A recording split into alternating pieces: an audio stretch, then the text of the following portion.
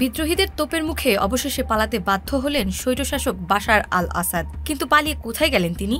কোন দেশেই বা ঠাঁই হবে তার? গত এক সপ্তাহে গুরুত্বপূর্ণ 4টি শহর দখলের পর বিদ্রোহীরা যখন দামেস্কে ঢুকে পড়েন, তখন থেকেই প্রেসিডেন্ট আসাদের দেশত্যাগের খবর পাওয়া যায়। প্রথমে তা গুঞ্জন ও মিথ্যা বলে উড়িয়ে দিলেও 8 ডিসেম্বর সকালে তার সত্যতা প্রমাণ করে সংবাদ মাধ্যম রয়টার্স। ব্যক্তিগত উড়োজাহাজে দামেস্ক থেকে পালিয়েছেন প্রেসিডেন্ট বাশার আল আসাদ। তবে রাজধানী ছাড়লেও তিনি কোথায় গেছেন সেটা তাৎক্ষণিকভাবে জানা যায়নি। এ বিষয়ে লন্ডন ভিত্তিক পর্যবেক্ষণ সংস্থা Syrian observatory for human rights বলছে, দামেস্ক আন্তর্জাতিক বিমানবন্দর থেকে একটি ব্যক্তিগত উড়োজাহাজ ছেড়ে গেছে। সেটাই বাশার আল আসাদ থাকতে পারেন। ওই উড়োজাহাজটি উড্ডয়নের পর বিমানবন্দর থেকে সরকারি সেনাদের সরিয়ে নেওয়া হয়।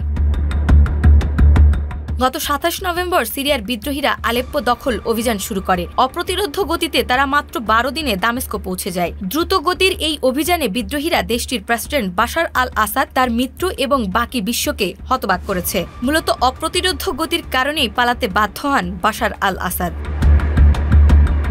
প্রেসিডেন্ট বাশার আল আসাদের পালিয়ে যাওয়ার প্রমাণ মিললেও এখন পর্যন্ত নিশ্চিত হওয়া যায়নি তিনি কোথায় গেছেন। তবে আন্তর্জাতিক বিশ্লেষকরা ধারণা করছেন বাশার আল আসাদ পালিয়ে মিত্রদেশ রাশিয়া বা ইরানে যেতে পারে, যারা এতদিন তার পাশে শক্ত অবস্থানে ছিল। এই মুহূর্তে রাশিয়া ও ইরানের চেয়ে নিরাপদ আশ্রয় বাশারের জন্য একটিও নেই। এখন দেখার পালা সর্বশেষ কোথায় ঠাঁই হয় পলাতক প্রেসিডেন্ট বাশার আল আসাদের।